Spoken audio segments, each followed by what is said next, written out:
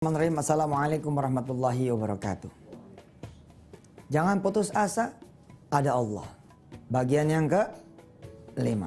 Alhamdulillah, menemani buka puasanya teman-teman semua RTV di seluruh dunia, baik yang melihat langsung lewat layar kaca maupun lewat streaming, lewat Android saudara, lewat iPhone saudara. Insya Allah mudah-mudahan timbul motivasi bahwa memang tidak akan pernah ada kata terlambat bagi Allah Subhanahu wa Ta'ala.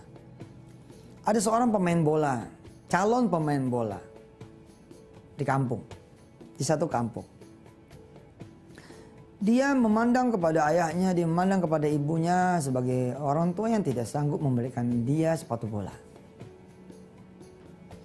Jadwal pertandingan pertama sudah akan diselenggarakan, tapi sampai hari itu mereka tidak mampu memberikan anaknya itu sepatu bola. Dan anaknya ini pun tidak mau memaksa orang tuanya memberikan dia sepatu bola. Syarat, salah satu syarat untuk ikut di klub bola tersebut adalah harus punya sepatu bola. Sepasang sepatu bola menjadi syarat, kira-kira begitu. Ya kan beda-beda nih syaratnya kan. Kebetulan di kampung tersebut syaratnya adalah harus punya sepatu bola. Baru kemudian boleh main bola. Boleh ikut klub bola. Wallahu alam, aturan dari mana kita nggak paham. Tapi yang jelas itulah yang terjadi. Dan hebatnya si anak ini tidak berputus asa. Di absen nih, ayo siapa nih yang ikut nanti lomba? Si A, si A, si A, si B, si A. Termasuk dia bilang, saya ikut. Nah, memang kamu punya sepatu bola? Ya pokoknya ada ntar gitu. Lagi diikhtiarin, lagi diusahain, nanti dibeliin gitu. Ya udah, ayo kita siap-siap latihan. Namanya latihan, tetap nggak apa-apa nggak pakai sepatu bola, kan latihan, bukan pertandingan. Nggak tahu tuh bagaimana ceritanya sampai ada begitu loh. Kok ceritanya harus punya sepatu bola kalau mau main bola? Ya memang sih ada, zaman dulu aja kan kita mau berteman, teman kita mau berteman, atau kita mau ditemenin, atau kita mungkin sebagian mau nemenin kalau sama-sama punya jajan misalnya itu. Ayo kita begini ke kebun raya gitu kan dia. Tapi siapa yang boleh pergi? Yang punya duit kan? Yang nggak punya duit nggak boleh. Kenapa? Nanti ngerepotin, betul tidak? Suka tidak suka kadang-kadang begitu tuh. Siapa yang ikut studi tour? Yang ikut study tour yang bayar kan? Yang nggak bayar nggak boleh ikut kan? Lah, kalau seseorang putus asa bisa nggak ikut beneran. Kalau seseorang putus asa bisa nggak main beneran.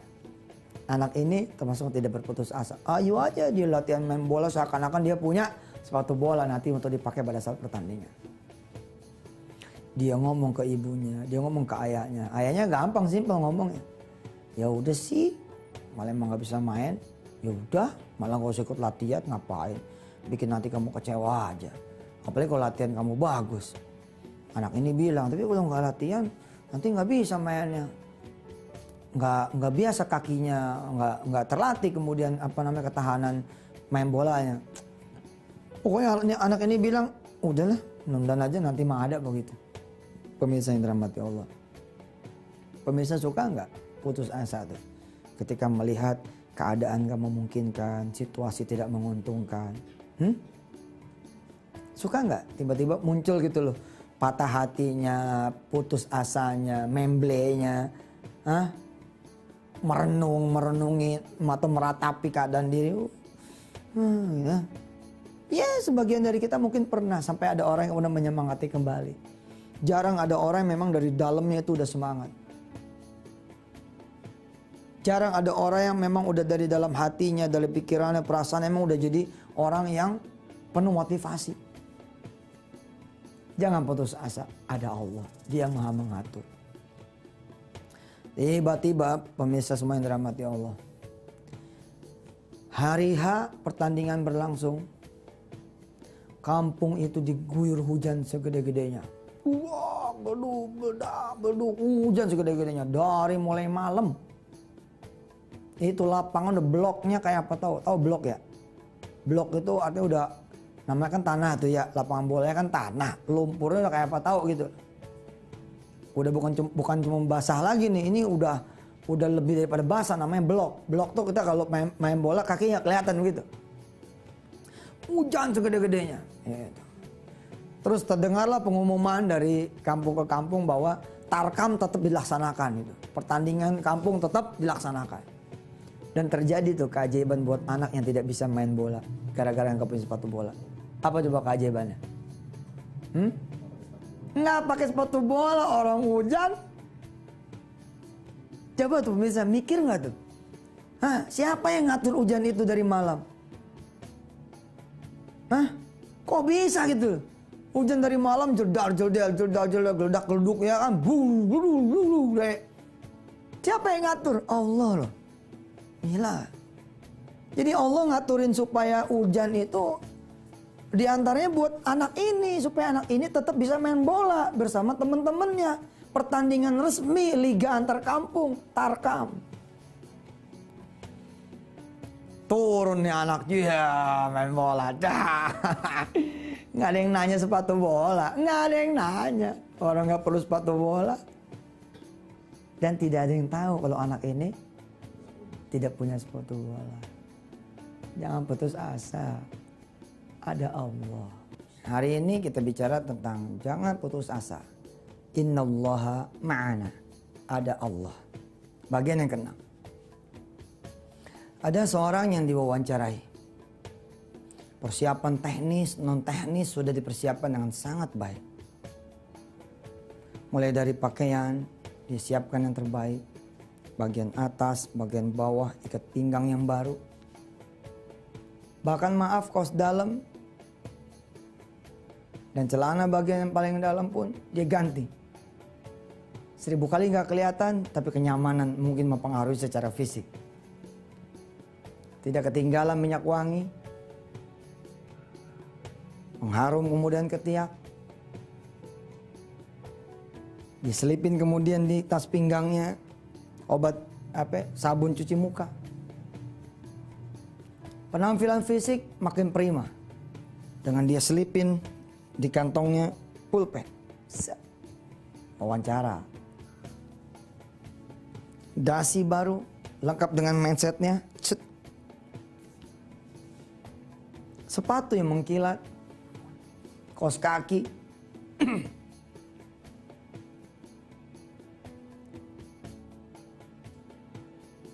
Ditopang lagi kemudian dengan penampilan non fisik. Dicoba tidur lebih awal.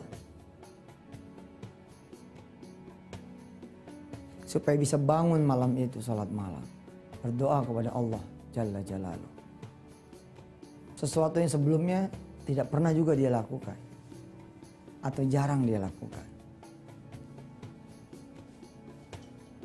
Dia tembusin kemudian sampai subuh. Berdoa kepada Allah. Agar wawancara. Yang jam 8 atau jam 9 pagi. Atau jam 10 pagi ini. Insya Allah dia akan laksanakan tidak ada gangguan apa-apa. Mulus wawancaranya. Mulus interviewnya. Semua insya Allah kelihatannya sudah perfecto. Kecuali satu hal saja. Apa coba?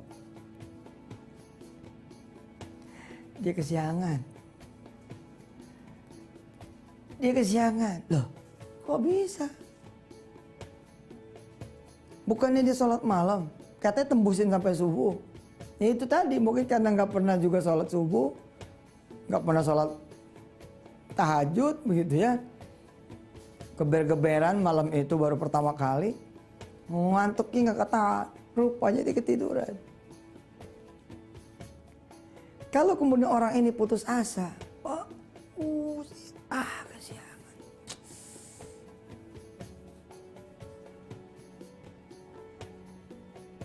Tentu dia akan bicara, udah nggak bakal keburu nih, wawancara, nggak bakal keburu nih.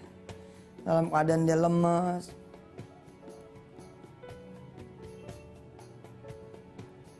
dalam keadaan dia loyo, dalam keadaan dia letih, dia mandi supaya segar. Udah lah, bismillah jalan aja dah. Ustadz gimana tuh? Sholat tahajud tapi sholat subuhnya ketinggalan. Sebenarnya nggak ketinggalan dia. Dia cuman ketiduran lagi habis sholat subuh. Oh begitu. Iya. Ketiduran lagi habis sholat subuh. Dia naik kemudian angkot. Naik lagi kemudian bus. Ya dilalah. Bus itu ketinggalan lagi. Jadi lewat lagi, mestinya turun, ini bablas. Sampai akhirnya dia harus kemudian naik lagi bus yang arah berlawanan. Ngeliat jarum jam, waduh udah jam 11, udah nggak mungkin nih wawancara. Kalau diputus asa pemirsa semuanya dirahmati Allah, pasti nggak akan ada cerita ini. Tapi dia harus kita tiru. Dia ada yang bisa kita contoh. Apa? Pokoknya terus aja jalan. Kan sebagian kita ada yang ya sudahlah, udahlah, gitu kan ya. Ya udahlah, ada, terus pulang gitu. Ini enggak, terus aja. Dia nyebrang dari satu jalan raya ke jalan raya yang lain untuk naik mobil lagi dari arah yang berikutnya, dari arah yang berlawanan. Sampai situlah ternyata keajaiban terjadi. Bener, kalau dia putus asa, udah mau gue ketiduran, gue kesiangan, naik mobil ternyata turun, waktunya turun kagak turun, kelewatan pula. Terus dia milih pulang, gak jadi. Keajaiban ini gak jadi. Dia gak putus asa. Bener pemirsa, la tahzan. La takhaf wa la tahzan. Inna Allaha ma'ana. La takhaf wa la tahzan. Inna Allaha ma'ana. La takhaf wa la tahzan. Inna Allaha ma'ana. Ayo ikutin saya pemirsa. La takhaf wa la tahzan. Inna Allaha ma'ana. La takhaf wa la tahzan. Inna Allaha ma'ana. Jangan khawatir. Jangan kebanyakan mikir yang jelek. Jangan kebanyakan mikir negatif. Jangan kebanyakan ngerenungin, ngeratapin diri yang berlebihan sampai kemudian kita kehilangan motivasi, kehilangan spirit, kehilangan semangat. Lah, jangan. Innallaha ma'ana. Sesungguhnya Allah bersama kita semua loh. Orang ini naik. Bis lagi menuju kantor tempat dia akan diinterview. Dia naik dari mulai sepi orang, karena udah di mulut Pulau Gadung dia naiknya. Sepi, nggak ada orang. Udah bukan jamnya kerja juga. Ya tapi penuh. Cuman nggak sepadat kalau biasa gitu loh. Naik kemudian orang kerja pakai dasi udah setengah begitu. Naik gusar geser sampai kemudian ke tempat dia duduk. Dikasih duduk sama anak muda ini. Pak duduk Pak. Ngobrol. Ternyata pemirsa yang dirahmati Allah. Orang yang naik belakangan ini adalah si pewawancara. Yang naik belakangan ini adalah orang yang akan menginterview. Lihat. Karena dia tidak berputus asa, dia terus saja jalan. Ternyata dia nggak terlambat sama sekali. Kenapa? Karena yang menginterview juga terlambat. Rupanya orang ini punya masalah di kendaraannya harus dia tinggal. Naik taksi, nyari taksi nggak ada, nyari bajai juga nggak ada, naik mobil. Naik bus, ketemu anak muda ini. Selesai. Bicaranya udah Hollywood dah. Happy ending punya. Silakan terusin sendiri. Udah ketemu interview kok. Udah ketemu yang wawancara kok. Subhanallah. La takhaf wa la tahzan. Innallaha ma'ana. Jangan khawatir. Jangan takut. Sesungguhnya Allah bersama kita. Bilang. Jangan putus asa. Ada Allah. Alhamdulillah ketemu lagi di episode-episode Jangan Putus Asa. Ada Allah. Pemirsa yang dirahmati Allah. Kadang-kadang sebagai manusia kita ada kalanya nggak ada duit. Kalau udah nggak ada duit tuh bisa nggak ada duit banget. Banget nggak ada duit. Engkak kalau kata orang Betawinya. Bener-bener tandes des sampai cepean aja nggak ada. Lo korek-korek kayak apa tau kagak ada. Cepean juga nggak ada gitu. Artinya udah dompet udah gini-gini gitu. Kali aja udah diginiin kagak ada masih dilihat lagi gitu. Ada kalanya sebagai manusia nggak ada teman yang bisa diajak bicara. Betul. Ada kalanya sebagai manusia nggak ada saudara yang bisa nerima. Ada masa-masa yang seperti itu kadang-kadang ada. Udah begitu kadang-kadang kalau lagi begitu tuh suka ada aja yang bikin kita jadi tambah kecil. Tambah hina. Ada masa-masa seperti itu. Disitulah kemudian seseorang diuji.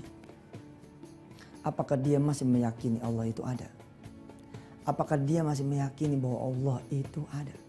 Apakah dia masih meyakini bahwa Allah itu ada di situ tuh?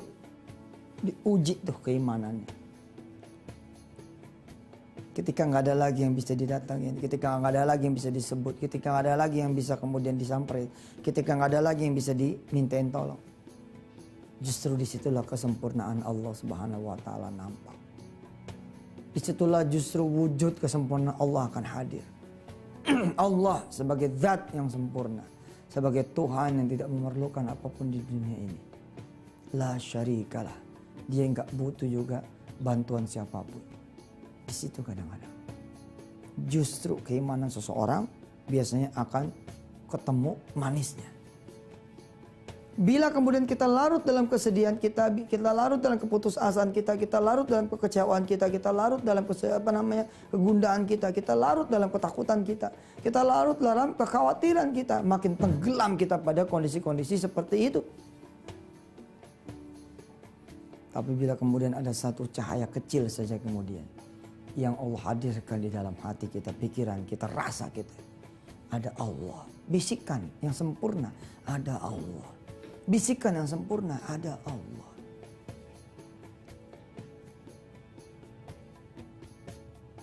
Bisa jadi bahwa segala kekelaman, kegelapan, episode yang tidak menyenangkan itu cuma cerita 2, 3, 4, 5, 6, 7 tahun yang lalu. Sementara sekarang saudara sudah ada di depan Ka'bah. Sementara sekarang saudara sudah membrief 5-10 karyawan baru saudara. Sementara di samping kanan kiri saudara ada ratusan karyawan-karyawati yang lain. Sementara saudara sudah memberikan kunci rumah untuk beberapa karyawan saudara yang loyal dalam 4-5 tahun terakhir. Sementara mungkin saudara sudah memberikan hadiah umrah kepada guru-guru saudara yang dulu mendidik saudara. Mungkin saudara saat ini malah sudah menjadi kebanggaan orang tua saudara, ayah dan ibu saudara. Mungkin hari ini cerita yang tadi itu adalah cerita 5, 6, 7 tahun yang lalu. Tapi saudara menceritakannya udah di depan seminar. How to survive. How to fight, how to win the battle, how to win the battle, bagaimana kemudian bertahan, kemudian bertanding, kemudian memenangkan kompetisi, memenangkan pertarungan. Anda sedang berbicara. Saya bersyukur, dulu Allah memberikan saya kesusahan. Begitu kali. Begitu kali. Padahal 7 tahun yang lalu, 6 tahun yang lalu, 5 tahun yang lalu Anda berada di posisi yang paling lemah. Di kamar yang bukan kamar saudara, di rumah yang bukan rumah saudara, saudara meratapi. Begini amat nasib, begini amat keadaan, begini amat hidup. Bawaannya pengen mati aja. Tapi tiba-tiba saudara dibangunkan oleh api iman kecil, oleh cahaya iman kecil. Ku bangun. Innallaha ma'ana, ada Allah. La takhaf wa la tahzan, jangan putus asa. La takhaf wa la tahzan. Lalu untuk pertama kalinya lagi saudara bangun, dibangunkan oleh iman saudara.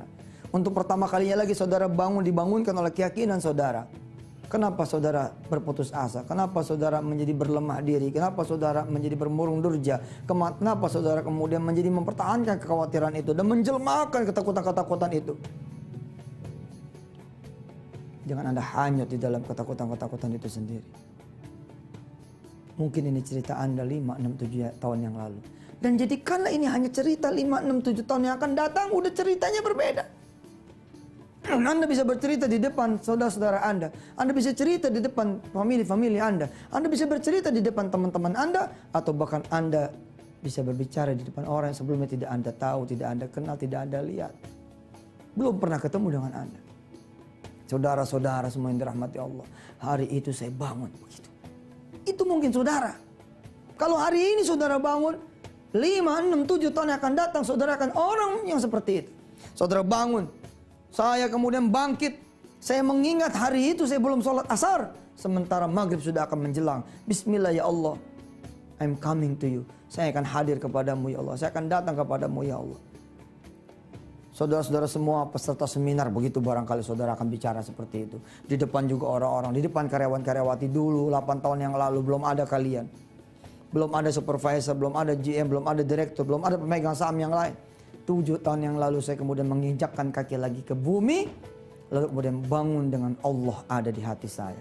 Bismillah ya Allah, akan ku jemput pertolonganmu. Hari itu kemudian pertama kali lagi saya sholat asar. Mungkin ceritanya akan menjadi seperti itu. Dan jadilah orang yang seperti itu. La takhaf wa la tahzan. La takhaf wa la tahzan. La takhaf wa la tahzan. Innallaha ma'ana.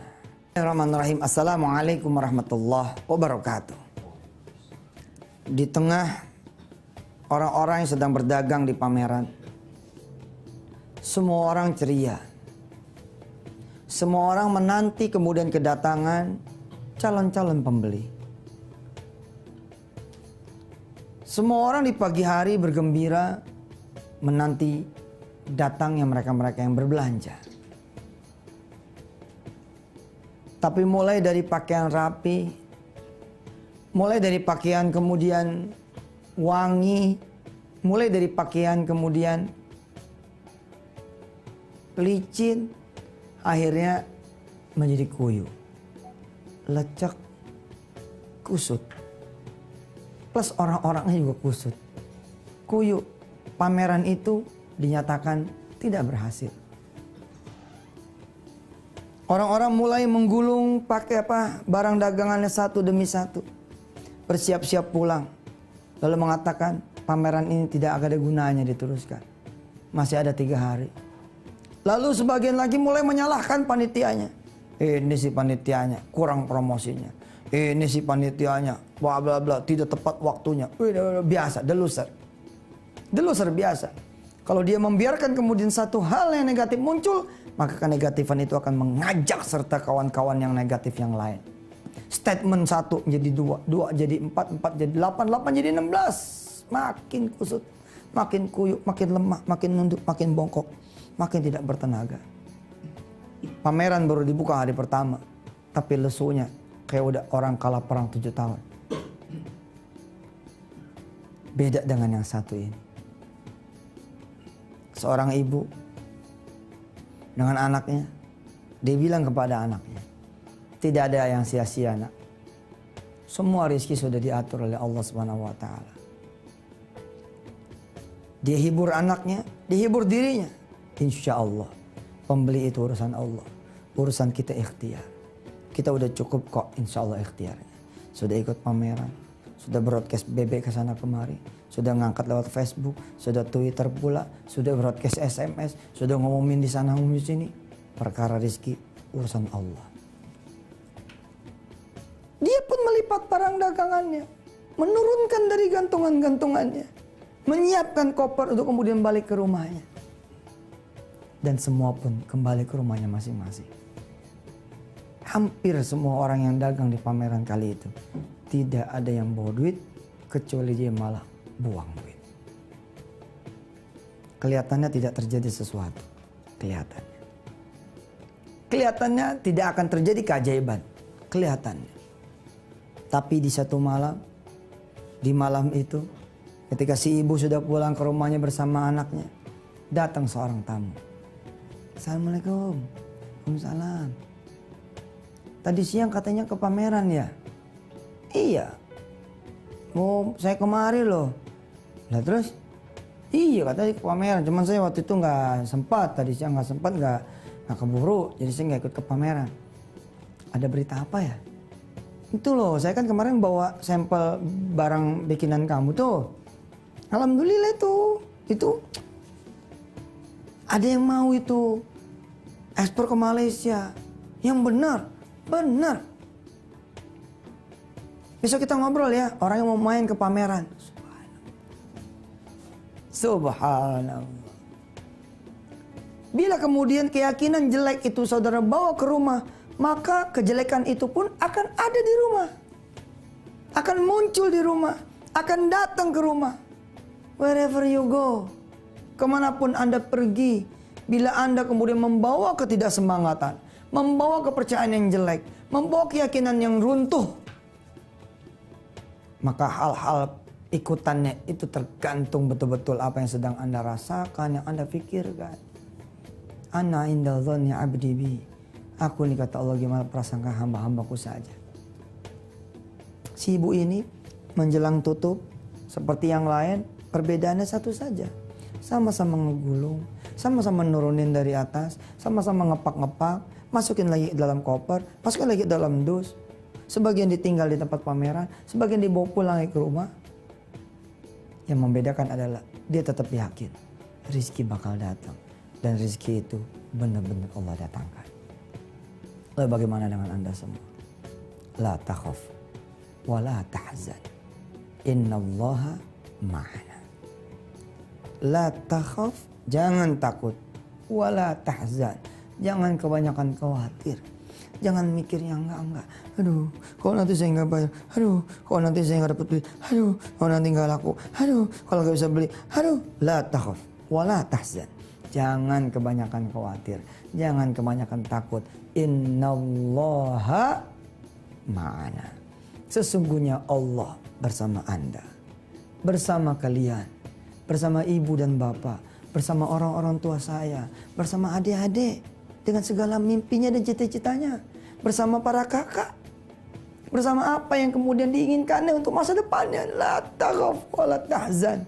Innallaha ma'ana. Sesungguhnya Allah bersama kita. Yang datang berikutnya, yang kemudian datang ke pameran di hari berikutnya adalah orang-orang yang kemarin sore udah males. Kayaknya nggak bakal berhasil pameran ini. Kayaknya udah nggak ada harapan. Begitu terus. Maka hari kedua tambah loyo. Hari ketiga tambah. Tapi orang yang satu ini datang lagi dengan penuh semangat. Ada janji Allah akan datang pembeli dari Malaysia. Ayo teman-teman, semangat. Be positif. Jadilah orang-orang yang positif. Insya Allah. Ayo ucapan sekali lagi. La takhaf wa la tahzan. Innallaha ma'ana. La takhaf wa la tahzan. Innallaha ma'ana. Jangan putus asa. Ada Allah.